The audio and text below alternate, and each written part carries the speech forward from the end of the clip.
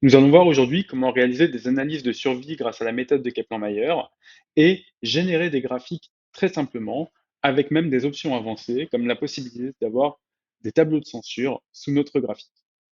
On va même aller plus loin et faire de la comparaison de survie en comparant la survie des hommes et des femmes et en générant automatiquement un test statistique avec une p-value et une comparaison des deux survies. On va tout de suite passer à notre tableau Excel. Donc notre tableau Excel, il a une structure qui est très simple. La première ligne contient le nom des variables, nom des colonnes, et les lignes suivantes contiennent les patients.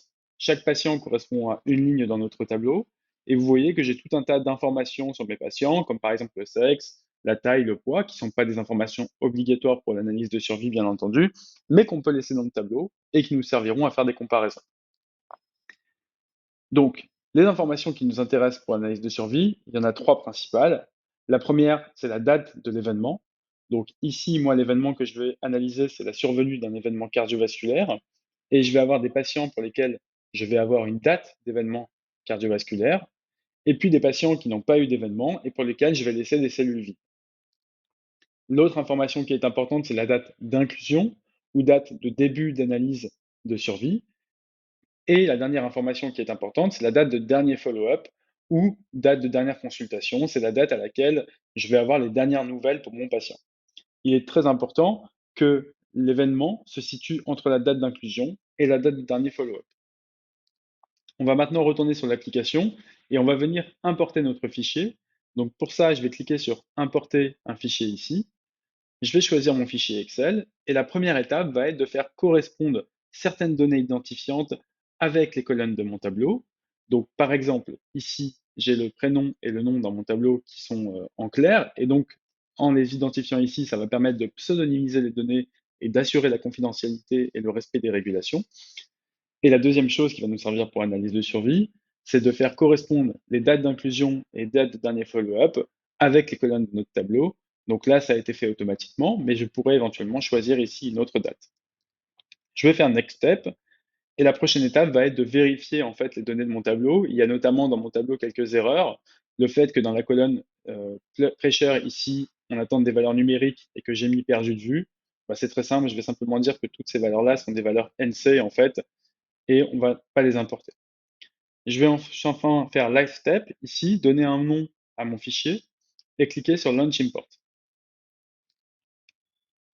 Je vais maintenant avoir en fait la distribution démographique de mes patients et quand je vais cliquer sur All Variables, je vais avoir la distribution de chacune des variables de mon tableau. Ce qui nous intéresse aujourd'hui, c'est la variable cardiovascular event. Donc je vais cliquer sur Kaplan-Meier ici et je vais avoir donc automatiquement l'analyse de survie qui va être réalisée et la génération de graphiques.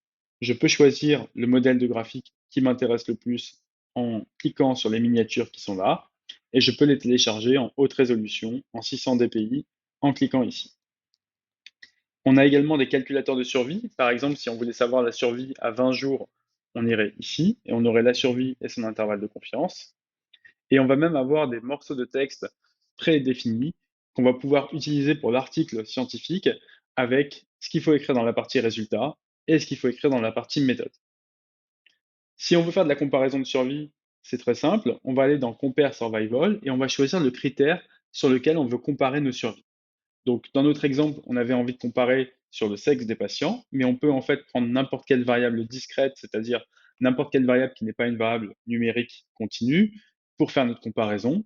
Donc, je vais prendre ici le genre des patients, je vais avoir un recalcul, et ici, je vais avoir un nouveau graphique avec la comparaison de la survie de mes patients pour chacun des groupes hommes et femmes.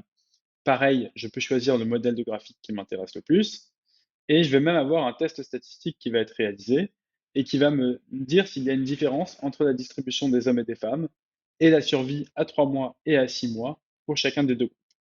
Je pourrais aller plus loin et faire une analyse multivariée avec un modèle de Cox, mais ce sera pour un autre jour.